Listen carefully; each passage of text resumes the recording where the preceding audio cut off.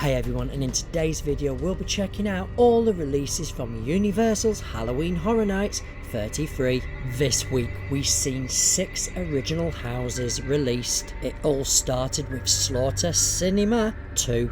Then we had Goblin's Feast. After that we had Major Sweets Candy Factory. Then the Museum of Deadly Exhibits, Monstrous the Monsters of Latin America, and then finally Triplets of Terror. So in today's video I thought we'd go through each house and drop some of my ideas into the pot of the Halloween Horror Nights 33. And yes, I could be wrong, but it's fun thinking what could be. So as always, if you enjoy this style of content, don't forget to smash subscribe, hit that notification bell so you don't miss out on what's happening here in Orlando, Florida. So let's head to the dark side and we'll start off with Monstrous, the Monsters of Latin America. So Universal quoted with this post, "Take care with death as your guide. You'll be asking for mercy from these 3 terrifying monsters: the blood-sucking Flahawampachi, the owl-faced witch La Lechufa, and the bone-ripping El Cibon." I really hope I managed to pronounce them correctly, guys. So for me, this seems to be the most clear house with some form of description. You're going to be guided through the house by La Muerte, death. This house seems to be a walk through Latin America culture and death folklore, and on the journey you're going to encounter Falawampachi, who is a master of shape-shifting. When she strikes, she leaves her victims positioned by the door, their chests, upper backs or necks bearing purple mottled bruises, gruesome trademarks of her attacks. But fear not, survival tips are at hand. To ward off this nightmarish predator, arm yourself with garlic and onions. Also keep a mirror to hand and religious items fashioned into the shapes of crosses, and attach them to the front and back of your clothing. These tools will serve as your nocturnal guardians. Interestingly, this solitary vampire is cultured and enjoys classic literature. Also keep your eyes in the sky as she raises condors. What I would say about this house is I've actually enjoyed reading the history to these characters. The next character you're going to come across in this house is La Lechufa.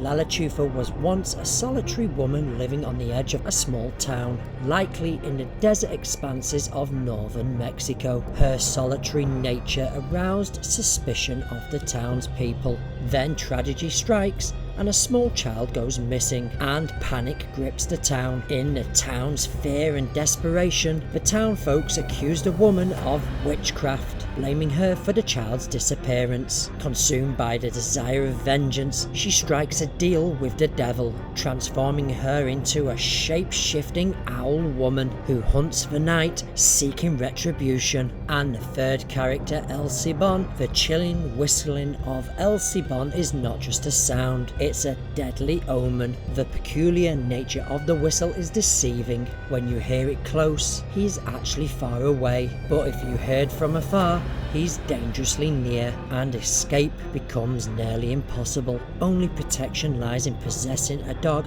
whose barking can fend him off, a whip to drive him away, or a hot pepper known as ají. El Cibon is rumoured to make eerie appearances by houses on certain nights, dropping his sack filled with bones to count them one by one. If you hear this unsettling sound, consider yourself fortunate. Nothing will happen. However, those who fail to hear it before dawn are faced with a grim fate, a death in the household. So for me, I feel like this house is going to be like you walking around a small village where these creatures will thrive. Lots of dark alleyways, doorways and windows where these creatures can appear from. So make sure you keep a lookout. If you see something strange, get moving, and definitely don't stick around. They did only mention these 3 creatures. There possibly could be more. We'll just have to find out. The next house we're going to talk about is the Triplets of Terror. Universal describes this house as a birthday party with a twist. You're invited to the Barmy triplets' birthday bash, but be aware, they celebrate by recreating their family's murders. Prepare for a gory gathering. With this house, I'm getting the vibes of Hills of Eyes, Wrong Turn, or Texas Chainsaw Massacre. 2. The freaky family sitting around a big table celebrating the birthday with a slice of you as their cake. Hillbilly cannibals come to mind, much like where the family lives in Texas Chainsaw Massacre 2. I mean, the artwork definitely screams like they are hillbillies wearing roadkill and skulls. Definitely sounds like it's going to be a fun party. The next house we're going to talk about is Major Sweet's Candy Factory. Universal quoted for this house, "You've been invited as the chaperone on a field trip to the candy factory with deadly delicious treats, turning the kids into sugar-fueled fiends." This new original house is based on the Major Sweets character that featured in Halloween Horror Nights 31. It was a scare zone called Sweet Revenge. For me, this house is going to be like the brightly coloured, really crazy house, almost like a direct replacement for the typical clown haunts. I feel like this house is going to take you on a twisted journey on the dark side of Willy Wonka with oversized candy and crazy killer kids. When it was the scare zone, they had oversized toys, clowns, baby dolls and pumpkins, all different types of candy creatures from the big holidays such as Easter, Christmas and more, and lots of deadly candy making equipment for the kids to hide around, ready to pounce. The next house we're going to talk about is Goblin's Feast. Universal says that when you enter this haunted house, you will visit the Goblin Village, where a lavish feast is being prepared for the goblins, orcs, hobgoblins and witches, and you're the main course. This house seems to be a variation of the Dueling Dragons from HHN 32. Maybe you're going to be travelling through a forest, making your way through branches and trees to find the tavern and village. There's really not much to go off on this one, apart from that you're going to be greeted by goblins, orcs, hobgoblins and witches. The next house we're going to talk about is the Museum of Deadly Exhibits. Universal describes this house as a visit to a new folklore museum exhibit, the Rotting Stone,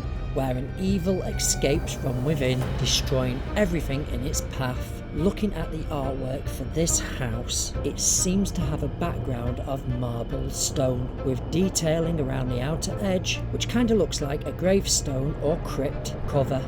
Could this stone come from the Shady Oaks Cemetery? And if so, could this lead to the second ever icon, Dr. Albert Kane, who was the keeper of the cemetery, being involved in this house? Could we be seeing the relics from his shady mansion funeral home, tools that he used to perform his ghastly experiments on the living and dead? This house leads itself perfectly for Easter eggs from previous icons and houses. And if Dr. Albert Kane is in this house, does it lead to the narrative of fear and more of his minions being involved? The next house we're going to talk about is the Slaughter Cinema 2, a sequel house to Slaughter Cinema. You will scream through 8 scares featuring scenes from creature features, grindhouse gore, spaghetti westerns and more. The original Slaughterhouse Cinema was an original house back in 2018, and like the original, Slaughterhouse Cinema 2 will be set in Kerry, Ohio, a fictional setting that HHN has used for several original houses over the years, and featured many fan favourite characters including the director, the usher, legendary Truth, Cindy Kane and HR Blood and Guts. And then if we're looking at this video on screen now, many people were saying below Universal this was an egg and possibly related to Alien, but I don't see it. For me, this is the heart of HHN underneath Universal, which has once again started to beat. As we head towards HHN 33, it seems to have enough strength and souls to awaken and blow the door clean off its hinges, the door that's been holding it back and keeping it locked away. Now that the evil has escaped and it's pulsed its way through the park, the only thing I can think about is the janitor okay.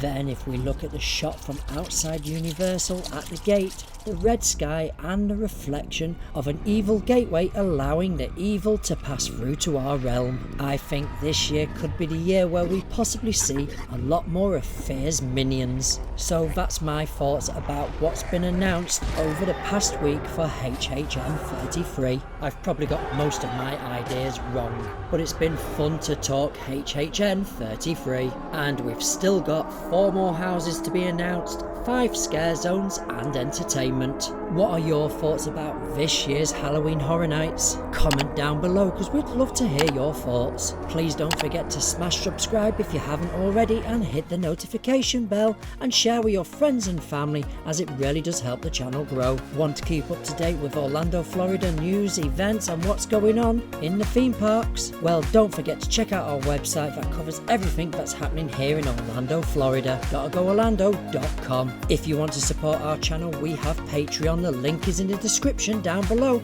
and get a shout out just like the SC Adventures family. Now get out there and go and make some memories, and all I can say now is TikTok, gotta go Orlando guys, and don't forget about these 2 videos right here.